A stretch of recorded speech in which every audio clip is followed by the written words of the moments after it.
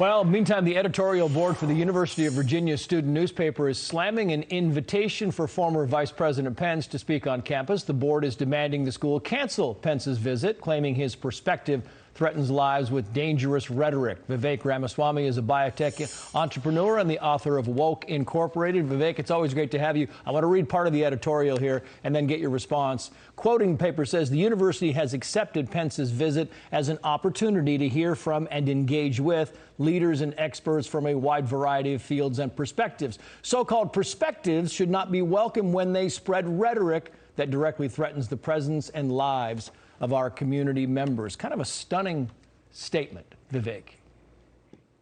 It is stunning, and it's stunning in part because this is about Mike Pence, who, if you'll remember for all of 10 minutes about last January, was the hero of the left.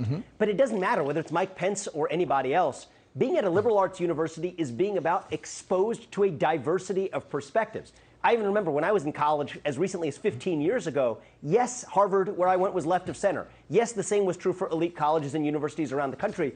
But it was still an environment that wanted to hear all of the perspectives and debate them in the open. What we've seen happen over the last decade in these universities is something different altogether, where in the name of diversity, they have completely sacrificed true diversity of thought. And in the name of inclusion, they have actually created this culture of exclusion where certain points of view just aren't welcome.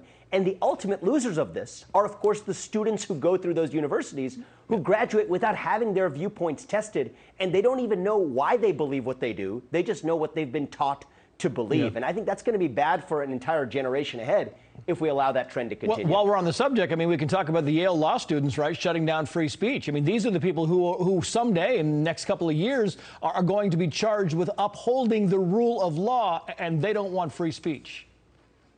Yeah, I mean, as a Yale Law School alum myself, I was alarmed when I saw that. I talked to one of the students who actually was in attendance at that event. And the irony is it was supposed to be an event celebrating the values of free speech, bringing together someone from the left and someone from the right to show how they could litigate together in favor of free speech. And instead, we're actually nearly shouted down. And actually, if you think about this, if the tables were turned, if it was the right instead of the left that adopted these methods, of course, the responses of the universities and our culture would be different.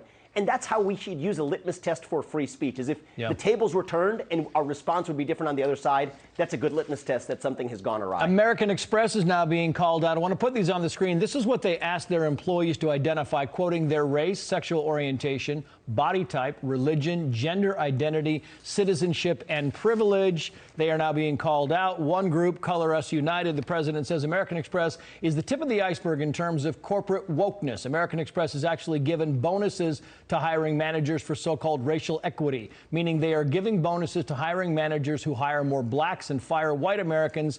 You get a bonus, a financial incentive to be racist, basically, to discriminate on the basis of race. Your final thoughts on this, Vivek?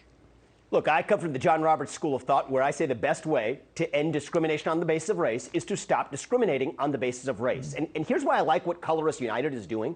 What's really happening in corporate America is that there is a small minority of workers and a small minority of consumers who pretend to stand for all workers and consumers when, in fact, they're just a fringe voice, and they get corporate CEOs to bend the knee. What Color Us United appears to be doing is actually bringing the voice of that silent majority of consumers and workers back to the table. That's half the story. The other half needs to happen on the shareholder side, where you actually have a number of small shareholders like BlackRock who are ultimately pretending to do the same thing, but actually the underlying shareholders who are the everyday citizens of these companies, ultimately that are shareholders of these companies, feel differently. And so I think this is a step forward.